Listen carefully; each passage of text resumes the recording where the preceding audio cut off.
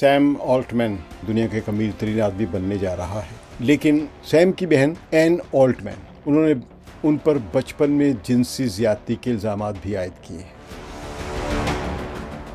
तो एनी के मुताबिक ख़ानदान ने इसके वालिद की जानिब से छोड़े गए तकरीबन $4,01,000 उसे देने से इनकार कर दिया।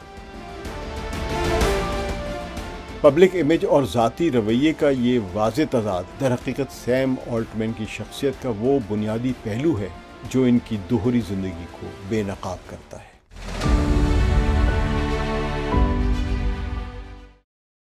सकलैन इमाम का सलाम कबूल कीजिए।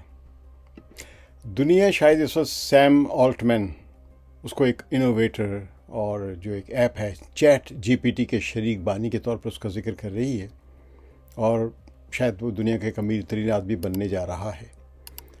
लेकिन सारी अपनी अमारत और इनोवेशन के बावजूद शायद अपनी ज़ाती ज़िंदगी में वो ना तो अपनी बहन के लिए एक अच्छा भाई साबित हो सके, जिसे आखिरकार अपने घर का किराया अदा करने के लिए जिस्म फरोशी का सहारा लेना पड़ा, और ना ही वो अपने वालिद के लिए एक अच्छे बेटे बन सके जो ये चाहते थे कि सैम के करोड़पति बनने के बाद वो आराम से रिटायरमेंट का लुत्फ़ उठा सकें और काम करना छोड़ दें। अलबत्ता सैम ऑल्टमैन जो है अपने भाई और अपनी माँ, उन दोनों के लिए एक अच्छे फ़र्द साबित हुए हैं। सैम की बहन एन ऑल्टमैन, उन्होंने उन पर बचपन में जिनसी ज़्यादती के इल्ज़ामात भी आयद किए हैं, लेकिन सैम ने मुकम्मल तौर पर इन इल्ज़ामात की तरदीद की है। तो सैम हैरिस ऑल्टमैन, जो सैम ऑल्टमैन के नाम से जाने जाते हैं, इनका ताल्लुक़ अमेरिका के शहर शिकागो से था, जहां वो 22 अप्रैल 1985 को पैदा हुए। उनकी परवरिश एक समझे कि एक वर्किंग क्लास के एरिया में सेंट लुइस जिसको कहते हैं उसके मुज़ाफ़ात में हुई थी, जहां उन्हें बचपन ही से कंप्यूटर्स का शौक़ पैदा हो गया था। एक छोटे बच्चे की तौर पर ही वो उन्होंने एक प्रोग्रामिंग सीख ली थी और वो घंटों तक कोडिंग के तजुर्बात करते रहते थे। तो ये जानने की कोशिश करते थे कि डिजिटल मंतिक यानी मशीनों को सोचने पर कैसे मजबूर कर सकती है, यानी किस तरह एक डिजिटल प्रोग्रामिंग के ज़रिए वो ख़ुद सोचना शुरू कर दें, खुद काम करना शुरू कर दें, ये उस पर गौर करते रहते थे। ये इनकी ऑफिशियल बायोग्राफीज़ वगैरह में लिखा हुआ है। तो उन्होंने सेंट लुइस के एक मशहूर private school John Bruce school में तालीम हासिल की और बाद में स्टैनफोर्ड यूनिवर्सिटी में कंप्यूटर साइंसेस के लिए तालीम हासिल करने के लिए एक डिग्री के लिए दाखिला ले ली था। स्टैनफोर्ड यूनिवर्सिटी जो है कैलिफोर्निया की, बल्कि कह लें कि अमेरिका की एक बहुत ही एक मारूफ और मोतबर किस्म की एक यूनिवर्सिटी है। लेकिन सिलिकॉन वैली के बहुत से नौजवान ख्वाब देखने वालों की तरह सैम ने भी सिर्फ 2 साल बाद ही यूनिवर्सिटी छोड़ दी, एक ड्रॉप आउट हो गए ताकि वो अपना कुछ अलग से कोई सॉफ्टवेयर बना सके। उन्होंने 1985 में महज 19 साल की उम्र में एक लूपिट नामी एक मोबाइल ऐप की शुरुआत की, जो दोस्तों को उनकी लोकेशन जो रियल टाइम में होती थी वो शेयर कर देती थी। ये ख्याल अपने ज़माने में काफ़ी आगे था, उस वक्त इसकी किसी ने ज़रूरत भी महसूस नहीं की थी। तो उसे एक स्टार्टअप ने $30 मिलियन की से ज़्यादा की फंडिंग के ज़रिए हासिल की और बड़े सरमायाकारों की तवज्जो हासिल की। अगरचे लूपिट कभी भी आम लोगों में मशहूर नहीं हुआ ये सॉफ्टवेयर जो है, ये ऐप, लेकिन इसे ग्रीन डॉट कॉरपोरेशन ने $42 मिलियन के में ख़रीद लिया, जिससे सैम को उनकी पहली बड़ी कामयाबी मिली और वो समझे कि इब्तिदा ही में अपनी ज़िंदगी के वो एक मिलियनर बन गए।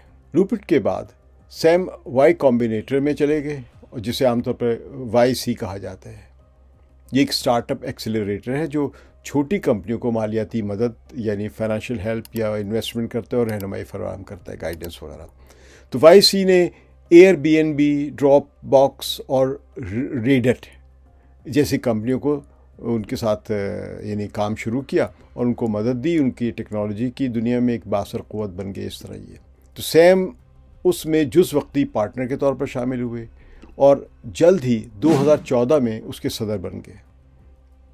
इसकी क़यादत में YC ने दुनिया भर में अपना काम बढ़ाया और सैकड़ों स्टार्टअप्स को सपोर्ट किया, जिससे इसे सिलिकॉन वैली के इनोवेशन हब के तौर पर एक पहचान मिल गई। 2019 में सैम ने अपनी तवज्जो एक नई सिमत यानी आर्टिफिशियल इंटेलिजेंस की तरफ अपनी तब्दील की। उन्होंने 2015 में इलॉन मस्क जैसे टेक्नोलॉजिस्ट के साथ मिलकर ओपन AI की बुनियाद रखी, जिसके नतीजे बाद में चैट जीपीटी बनता है। तो जिसका मिशन था कि मसनूई ज़हानत को पूरी इंसानियत के फ़ायदे के लिए महफूज तरीके से तैयार किया जाए। ये पूरी सिलिकॉन वैली में या कह रही दुनिया के जितने भी बड़े बड़े कारोबारी लोग हैं, ये हर बड़े बिज़नेस प्रोजेक्ट को आलमी इंसानी भलाई के लिए शुरू करते हैं, या कम से कम स्लोगन उनके यही होते हैं। तो सैम ने बस 2019 में ओपन एआई की इसके मतलब वो सीईओ बन गए और उनकी रहनुमाई में कंपनी ने चैट जीपीटी 3 और चैट जीपीटी 4 जैसी इनकलाबी टेक्नोलॉजीज़ मुतारफ़ कराई, जो चैट जीपीटी की जैसे टूल्स की बाद में बुनियादें बनती हैं। इन टूल्स ने मसनूई ज़हानत को पूरी दुनिया में आम लोगों तक पहुंचा दिया। 2023 के आखिर में सैम को टेक्नोलॉजी की तारीख के एक ड्रामाई मोड़ का सामना करना पड़ा जब ओपन एआई के बोर्ड ने इन्हें अचानक सीईओ के ओहदे से बरतरफ कर दिया। इस फैसले ने अवामी गम व गुस्सा जो है मुलाजमीन में एक बगावत पैदा कर दी, जिसमें तकरीबन तमाम मुलाजमीन ने इस्तीफ़ा देने की धमकी दे दी। तो सिर्फ 5 दिनों के अंदर मुलाजमीन और सरमायाकारों के एक बेपनाह दबाव की वजह से सैम को दोबारा सीईओ बना दिया गया और वो पहले से कहीं ज़्यादा मजबूत और बाअसर होकर उभरे कि जी पूरा स्टाफ खड़ा हो गया उनके लिए। तो ओपन एआई से बाहर सैम एक मारूफ एंजल इन्वेस्टर समझे जाते हैं कि ये बहुत अच्छे अच्छे काम करते हैं, क्रिएटिव लोगों की इन्वेस्टमेंट करते हैं, जिन्होंने मतलब स्ट्राइप और रेडिट जैसी स्टार्टअप्स में सरमायाकारी की। वो जौहरी तवानाई, बायोटेक्नोलॉजी और साफ़ तवानाई यानी इन्वायरमेंट प्रोटेक्शन जैसे तवील मुद्दती मंसूबों के लिए भी गहरी दिलचस्पी रखते हैं और उनका ख्याल है कि ये शोबे इंसानियत की बका और फ़रोग़ और उसकी तरक्की के लिए बहुत अहम है। ये एक उनकी स्टेटमेंट्स भी हैं इस बारे में। इंसान दोस्त भी है, इंसानी हकूक़ की भी बात करते हैं। लेकिन अगर हम उनकी ज़ाती ज़िंदगी की बात करें तो सैम ने अपनी ज़िंदगी के बारे में जब भी खुलकर बात की तो काफ़ी मुस्बत बातें ही की हैं। उन्होंने हाई स्कूल में ही अपने गे होने का यानी हम जिन्स परस्त होने का ऐलान कर दिया था और 2024 में एक ऑस्ट्रेलियन सॉफ्टवेयर इंजीनियर ओलिवर मेलहेरन से शादी की और इस जोड़े ने 2025 में एक सरोगेट मदर के ज़रिए अपने पहले बच्चे को यानी पैदा भी करवाया, यानी वो बेटा उनका है। तो अरबों डॉलर की मालियत के बावजूद सैम दौलत के बारे में कम और इंसानियत के बारे में ज़्यादा बात करते हैं। यानी वो अपने दौलतमंद होने के बज़ाहिर बातें नहीं करते हैं, बड़े अच्छे इंसान होकर बातें करते हैं, इंसानियत की खिदमत करना चाहते हैं। हालांकि वो बड़ी बड़ी समझे कि 20-20 करोड़ आप कह लें कि मालियत की गाड़ियाँ भी चलाते रहे हैं, उससे भी ज़्यादा महंगी बेहतरीन किस्म की जो स्पोर्ट्स कार कहलाती हैं। लेकिन वो कहते हैं कि आर्टिफिशियल इंटेलिजेंस यानी जो है ये काम, तालीम और तख्लीक़ियत के लिए एक नई तारीफ़ बनाएगी, नई डेफिनेशंस देगी। लेकिन वो इसके गलत इस्तेमाल के ख़तरात से भी आगाह हैं। वो कहते हैं कि जो इसके नुकसानात भी हो सकते हैं। तो आज सैम ऑल्टमैन जदीद टेक्नोलॉजी की एक या उस पूरी दौर की एक अहम तरीन शख्सियत के तौर पर पहचाने जा रहे हैं। लेकिन उनकी इस पब्लिक यानी जो एक तासुर, एक शख्सियत जो बनी हुई, इसके बरक्स उनकी ज़ाती ज़िंदगी के बारे में वेबसाइट्स और उनकी बायोग्राफीज़ जो हैं वो ज़्यादातर खामोश मिलती हैं। ख़ासतौर पर उनके जो अपने ख़ानदान के साथ ताल्लुक़ात के हवाले से जो बातें हैं उन पर तो कम ही मिलता है, लेकिन धमाके हुए हैं। फिर सैम की वालिदा जो है कॉनिंग एप्स्टाइन, ये एक डर्मेटोलॉजिस्ट है, जबकि उनके वालिद जेरी ऑल्टमैन एक रियल एस्टेट ब्रोकर थे। सैम ऑल्टमैन इस जोड़े के 4 बच्चों में से सबसे बड़े हैं। इनके 2 भाई जैक और मैक्स हैं और इनकी एक बहन एन है जो एनी के नाम से मशहूर हो गई हैं। अब अगरचे सैम की माँ कोनी अब भी डॉक्टर है, मगर जेरी 2018 में अचानक दिल का दौरा पड़ने से इंतकाल कर गए थे। तो सैम ऑल्टमैन का कहना था, जो उन्होंने लोगों को कहा, कि उनके वालिद की मौत से उन्हें गहरा सदमा हुआ था। एक इंटरव्यू में उन्होंने कहा कि उन्हें अपने वालिद की ज़िंदगी के बिखरे हुए टुकड़ों को संभालना पड़ा, यानी वो टूट गए थे अंदर से। बड़े होकर सैम के छोटे भाइयों जो हैं जैक और मैक्स भी उन्हीं अपने बड़े भाई की तरह एंटरप्रेन्योर बिजनेसमैन बने और उन्होंने भी वही सब मिलियनर है। जैक ने 2015 में ह्यूमन रिसोर्स प्लेटफॉर्म एक कह लें कि लीड्स उसकी बुनियाद रखी और 2023 में सीईओ का ओहदा छोड़ने से पहले इसी के सीईओ थे। मैक्स एक इन्वेस्टमेंट फर्म सीगा वेंचर्स के शरीक बानी और मैनेजिंग पार्टनर भी रहे हैं। अब ये मैं अमारत बता रहा हूँ उसकी, बहुत ज़्यादा अमीर और बड़ी कामयाब करियर सब कुछ, और ये सब जवानी में 20s में हो चुका हुआ है। इस वक्त वो अब 39 के हुए हैं।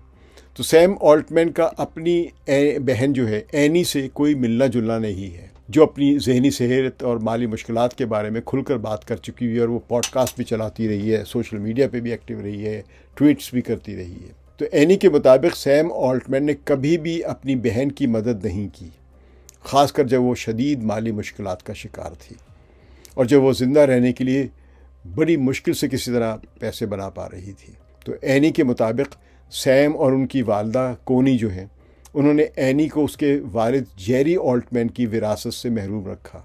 एनी का बाद में कहना था कि ख़ानदान ने इसके वालिद की जानिब से छोड़े गए तकरीबन $4,01,000 उसे देने से इनकार कर दिया, जिसकी वजह से उसे ऑनलाइन और ऑफलाइन जिस्म फरोशी के ज़रिए ख़ुद को माली तौर पर सहारा देना पड़ा।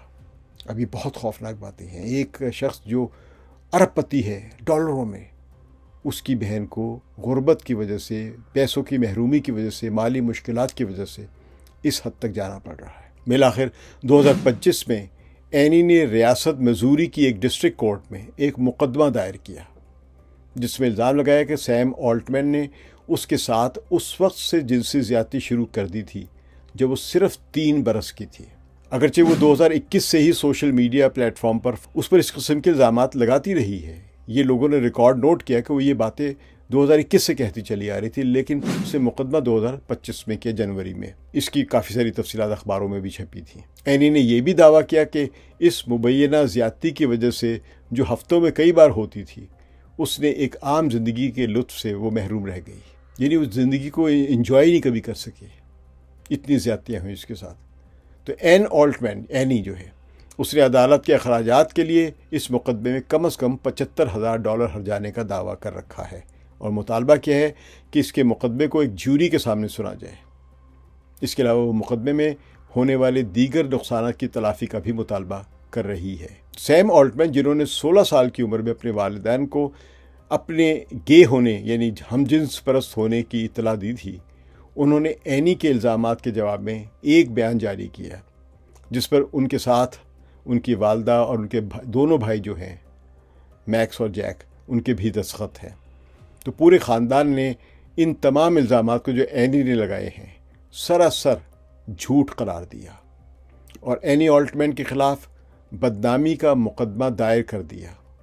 तो दोनों बहरहाल ये मुकदमे जो हैं, इससे कानूनी कार्रवाइयाँ इस पर हो रही हैं और प्रोसेस पे हैं, अभी इस पर सुनवाई होगी। तो इसके अलावा एनी ऑल्टमैन ने बार बार ये दावा किया कि उनके वालिद, ये बड़ी अहम चीज़ है, उनके साथ जो हुआ वो हुआ। उनका जब ये बड़े हो गए और ये दौलतमंद भी हो गए, तो उस वक्त इनके वालिद जो थे जेरी ऑल्टमैन, वो 67 साल की उम्र में, यानी 67 ईयर्स एज में, वो दिल का दौरा पड़ा और उससे इंतकाल कर गए। और वो सब काम कर रहे थे, रिटायर नहीं हुए थे, क्योंकि उनको काम करना पड़ रहा था अपने आप को अपनी देखभाल के लिए। तो उनके करोड़पति बेटे सैम ने उन्हें रिटायर होने में कभी मदद नहीं दी कि अब्बा आप आराम करें, अब मैं आपके पैसे दे दिया करूँगा आपको जितने चाहिए। तो 2023 के एक मजमून में एनी ने लिखा था कि मैंने सालों तक अपने भाई से दरख्वास्त की कि वो हमारे वालिद को माली मदद फराहम करें ताकि वो काम छोड़ के रिटायर हों। और उसका कहना है कि वालिद जो थे वो खुलकर यानी ये बात कह चुके थे कि मैं कोस्टा रिका में जाकर रिटायर होकर अपनी ज़िंदगी का ख्वाब पूरा करना चाहता हूँ। तो जेरी ऑल्टमैन इस ख्वाब को पूरा किए बगैर ही चल बसे, जिसे इनके बेटे के लिए पूरा करना बहुत ही आसान सा काम था। मिलियनर है, अब तो बिलियनर है। तो सैम के जो अपनी बहन के साथ या बाप के साथ जो ताल्लुक़ रहा, उससे उसकी शख्सियत नज़र आती है। तो ऐसा लगता है कि हकीकी इंसानियत की शुरुआत जो है असल में घर से शुरू होती है। अगर वो बनते हैं कि बहुत बड़े इंसान दोस्त, वो एक वेंचर हैं या एंटरप्रेन्योर हैं, तो वो उनके घर को भी देखने की ज़रूरत है। हाल ही में एक फ़िलासफ़र है एमल पी टोरेस, उन्होंने अपने सब स्टेक पर, यानी जो एक ये भी एक ऐप है, एक प्लेटफॉर्म है, एक मजमून शाया किया है जिसका उन्वान है क्या सैम ऑल्टमैन एक सोशियोपैथ है, यानी एक जहनी बीमार है जो लोगों को नुकसान पहुंचाता है। ये मजमून सैम ऑल्टमैन की झूठ, हेर फेर, मैनिपुलेशन और जो उसकी ज़्यादतियाँ लोगों के साथ हैं और जो उसका बुरा किरदार जो है, उसकी एक तवील तारीख़ को बयान करता है उनका मजमून। अब साबिक ओपन एआई मुलाजमीन और बोर्ड मेंबरान के हवालों से ये बताया गया कि ऑल्टमैन ने जहरीला माहौल, टॉक्सिक माहौल पैदा किया था, अमले को एक दूसरे के ख़िलाफ़ खड़ा किया, लड़ाई कराई, बोर्ड से मालूमात छुपाई और इंतकामी कार्रवाई की अगर किसी ने कोई बात भी की। अच्छा, एलॉन मस्क है, वो उन्हें सैम ऑल्टमैन नहीं बल्कि स्कैम ऑल्टमैन कहते हैं। तो ऑल्टमैन इन इल्ज़ामात की तरदीद करते हुए और अपनी कंपनी की कामयाबी जो है उसको दलील देते हैं कि मैं गलत आदमी नहीं, मेरी जो कंपनियां कामयाब गई हैं वो मेरी अच्छी आई की वजह से है, मेरी अच्छे किरदार की वजह से गई हैं। पर ये तनाज़ा अभी भी जारी है। तो यहाँ पे एक टेक्नोलॉजिस्ट, एक सहाफ़ी हैं कैरन हाउ, तो उन्होंने एम्पायर ऑफ एआई नामी एक किताब लिखी है जो कि सैम ऑल्टमैन का भी उसमें जिक्र है और इंतहाई तनकीदी नुक्ते नज़र पेश करती हैं ये कैरन हाउ। तो कैरन हाउ के मुताबिक ऑल्टमैन एक मास्टर स्ट्रेटजिस्ट है जो लोगों को उनकी पसंद की बातें सुना के उनको पसमा लेते हैं और अपने विजन के लिए हिमायत हासिल कर लेते हैं। तो कैरन हाउ का मौक़िफ़ है कि ओपन एआई की आर्टिफिशियल इंटेलिजेंस जो है, यानी ये जो कंपनी है, इसकी दौड़ एक किस्म की अब एक मजहबी तहरीक बन गई है। तो कैरन हाउ के एक तज्ज़िये के मुताबिक ये ग्रैंड विजन दरअसल एक अम्पायर की तामीर के लिए इस्तेमाल हो रहा है जो वसाइल पर कब्ज़ा करती है, काम करने वाले नौजवानों का इस्तेहसाल करती है और अपने मकासद के लिए अपने को काबिल कबूल बनाने के लिए इंसानियत की भलाई का लेबल लगा लेती है। यही रवैया ऑल्टमैन की ज़ाती ज़िंदगी में भी नज़र आता है। जहाँ वो पब्लिक के सामने इंसानियत की भलाई की बात करते हैं, वहीं उनकी अपनी बहन एनी इल्ज़ाम लगाती है कि ऑल्टमैन ने बचपन में उनके साथ जिनसी ज़्यादती की और बाद में उन्हें और उनके वालिद जेरी को माली बहरान में छोड़ दिया। पब्लिक इमेज और ज़ाती रवैये का ये वाज़ेह तज़ाद दर हकीकत सैम ऑल्टमैन की शख्सियत का वो बुनियादी पहलू है जो इनकी दोहरी ज़िंदगी को बेनकाब करता है। एक तरफ वो आर्टिफिशियल इंटेलिजेंस के ज़रिए दुनिया को बेहतर बनाने का दावा करते हैं, तो दूसरी तरफ अपने करीबी ख़ानदानी रिश्तों, यानी अपनी कह लें कि बहन को जिसको मुबैना तौर पर इस्तेहसाल करते रहे और बूढ़े वालिद को नज़रअंदाज करते रहे। हर चीज़ नज़र आने वाली अच्छी नहीं होती है, हर चमकने वाली चीज़ सोना नहीं होती है। शुक्रिया। सकलैन इमाम को इजाज़त दीजिए। खुदा हाफिज़।